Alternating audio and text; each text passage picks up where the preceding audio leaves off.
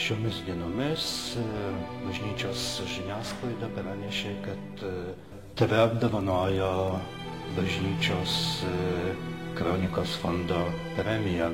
Jaučiuosi labai pagerbtas, visai netyčia lankydamasis Lietuvoje sužinojęs, kad šiemetinė premija buvo paskirta man kartu su naujojo židinio Aidų redaktorium Nerijum Šepečiu. Šiaip ta Lietuvos katalikų bažnyčios kronikos fondo premija buvo įkurta, jei neklystų, 99 metais. Ją įkūrė Kauno arkivyskupas Sigitas Tamkevičius. Kunigas Tamkevičius buvo sovietų komunistų persekiojimų laikais, kai Lietuvoje buvo persekiojama bažnyčia, veikusio pagrindinio katalikiško pogrindžio leidinio Lietuvos katalikų bažnyčios kronikos redaktorius. Ir dabar jisai norėdamas kaip nors padrasinti, paraginti arba pagerbti katalikiškoje žiniasklaidoje dirbančius žmonės, 99 metais įkūrė tą premiją, kurią pavadino būtent kronikos vardu. Kronika yra katalikiškos žiniasklaidos sunkiaisiais laikais simbolis. Per tuos 10, dabar jau 11 metus buvo apdovanoti 22 žmonės dirbantys katalikiškos informacijos baruose Lietuvoje. Iš tų dirbančių, reiškia, ne Lietuvoje, nes aš dirbu Vatikano radijui, nors, aišku, bendradarbiauju ir Lietuvos spaudoje šiek tiek, būčiau, reiškia, pirmas iš tų nevietinių. Dabar kiti žmonės, aš dabar nesugebėčiau iš atminties visų išvardinti, bet yra tiesiog žurnalistai arba publicistai, kurie reiškiasi Lietuvos spaudoje, nebūtinai dirba katalikiškoje žiniasklaidoje, yra ir dirbančių didžiuosiuose Lietuvos laikraščiuose, bet prisidėjusių prie objektyvaus informavimo apie bažnyčią. Už ką teikiamas šis apdovanojimas? Teikiamas tiesiog už veiklą, dirbant už sakykime, nuopelnus arba tiesiog už sąžiningą darbą, jeigu taip galima sakyti, dirbant bažnytinės informacijos srityje arba puoselėjant tas pačias vertybės, kurias rūpi skelbti ir puoselėti katalikų bažnyčiai. Džiugu, kad Punskietis vadovauja Vatikano radijo lietuviškų laidų redakcijai.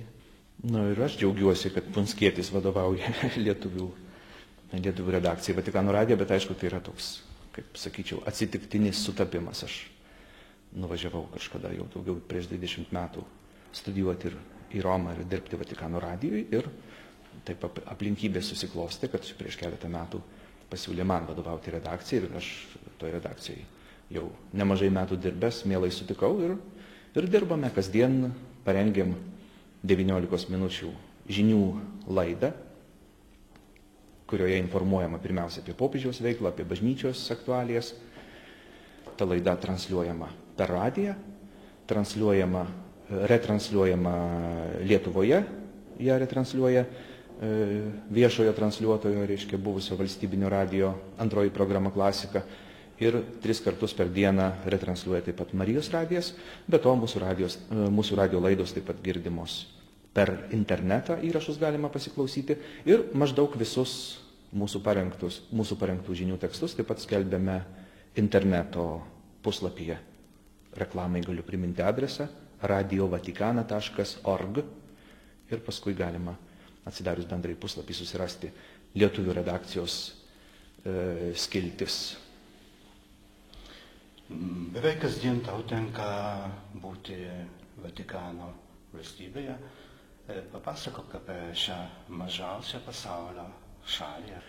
Vatikaną galima vadinti valstybę sąlyginai, nes ne pats Vatikanas, ne pati mažytė teritorija, kurios plotas yra maždaug 44 hektarai, yra suvereni valstybė. Bet suvereni valstybė yra šventasis sostas, arba tiksliau tariant, tame soste sėdintysis, kitaip tariant, popiežius. Popiežius turi suverenesias teisės tarptautinėje bendruomenėje. Kitaip tariant, jis pats kaip asmuo yra kaip valstybė, yra kitų pripažįstamas kaip valstybė arba, kitaip tariant, kaip atskiras nuo kitų valstybių. O Vatikanas yra ta suvereni teritorija, kurią popiežius valdo. Nes šiaip visos valstybės turi savo visuomenės ir visuomenės nariai, dalyvaudami rinkimuose, savo suverenesias galias deleguoja savo išrinktiems atstovams ir tokiu būdu vyksta valstybės valdymas. Vatikane šito nėra. Vatikane sąlyginai galima sakyti, kad vienintelis tikras pilietis yra popiežius. O kiti yra kaip personalas, kuris padeda popiežiui vykdyti jo misiją bažnyčioje.